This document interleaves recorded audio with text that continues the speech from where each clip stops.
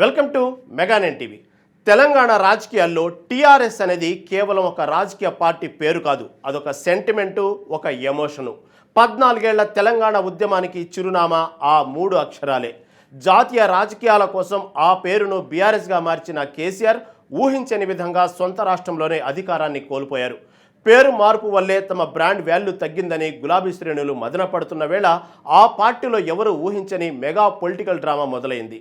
స్వయంగా కేసీఆర్ కుమార్తె ఎమ్మెల్సీ కవిత ఆ మాయమైపోయిన టీఆర్ఎస్ బ్రాండ్ను తన సొంతం చేసుకోవాలని ఒక భారీ మాస్టర్ ప్లాన్ వేశారు. తెలంగాణ రక్షణ సేన అనే పేరుతో కొత్త పార్టీని రిజిస్టర్ చేసి టీఆర్ఎస్ పేరును దక్కించుకోవాలని పావులు కదిపారు. కానీ రాజకీయం అనేది చదరంగం లాంటిది.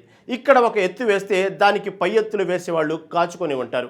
కవిత మాస్టర్ ప్లాన్కు ఇప్పుడు ఊహించని విధంగా బ్రేకులు పడ్డాయి. ఒకరు కాదు, ఇద్దరు కాదు, ఏకంగా వందలాది ఫిర్యాదులు. పైగా మహారాష్ట్ర నుంచి ఒక ఊహించని ట్విస్ట్ కవితకు బిగ్ షాక్ ఇచ్చింది. అదేంటో లెట్స్ వాచ్.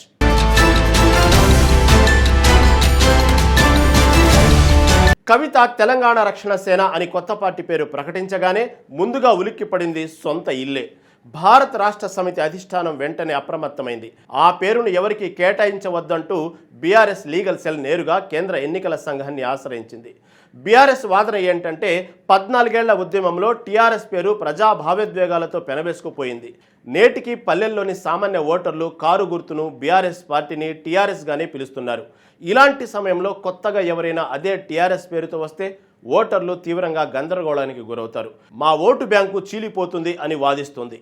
తమ సొంత రక్తం పంచుకు పుట్టిన కూతురైనా పార్టీ ఉనికికే ప్రమాదం వస్తుండటంతో కవిత ఎత్తుగడకు బీఆర్ఎస్ అధిష్టానమే ముందుగా చెక్ పెట్టే ప్రయత్నం చేసింది. కేవలం బీఆర్ఎస్ మాత్రమే అడ్డుపడి ఉంటే కథ వేరేలా ఉండేది. కానీ ఇక్కడ ఒక సినిమాను మించిన ట్విస్ట్ చోటు చేసుకుంది.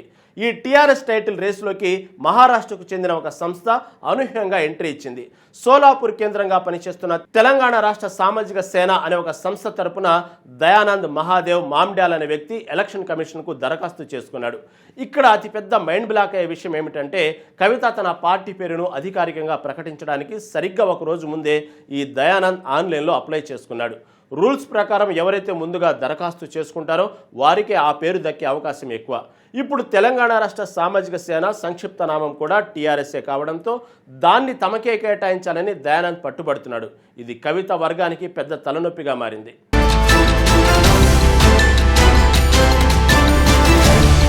ఇక కవిత కొత్త పార్టీ రిజిస్ట్రేషన్ ప్రక్రియలో భాగంగా నిబంధనల మేరకు పత్రికల్లో పబ్లిక్ నోటీసు జారీ చేశారు.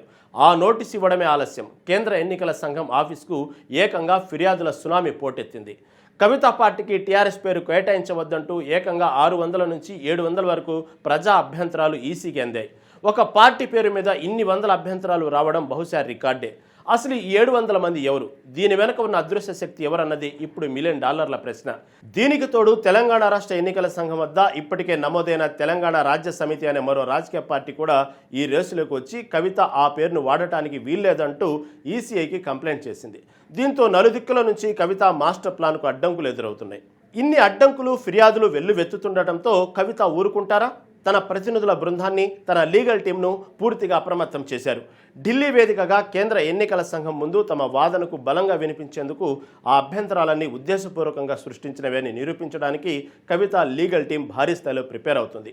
చట్టంలోని లొసుగులను వాడుకొని ఎలాగైనా ఆ టీఆర్ఎస్ అనే 3 అక్షరాలను తమ ఖాతాలో వేసుకోవాలని సర్వశక్తులు ప్రయత్నిస్తున్నారు. ఏ పేరైతే వద్దు అనుకుని వదిలేశారో ఇప్పుడు అదే పేరు కోసం ఢిల్లీ దాకా వెళ్లి కోట్లాడాల్సిన పరిస్థితి రావడం రాజకీయాల్లో హాట్ టాపిక్గా మారింది. ఒక పక్క సొంత పార్టీ, మరో పక్క మహారాష్ట్ర సంస్థ, ఇంకో పక్క 700 మంది ఫిర్యాదుదారులు. ఇన్ని చిక్కుముడుల మధ్య కవిత ఆశించిన టీఆర్ఎస్ టైటిల్ ఆమెకు దక్కుతుందా, లేక ఈసీఏ ఆ పేరును ఫ్రీజ్ చేస్తుందా అన్నది అత్యంత ఉత్కంఠంగా మారింది.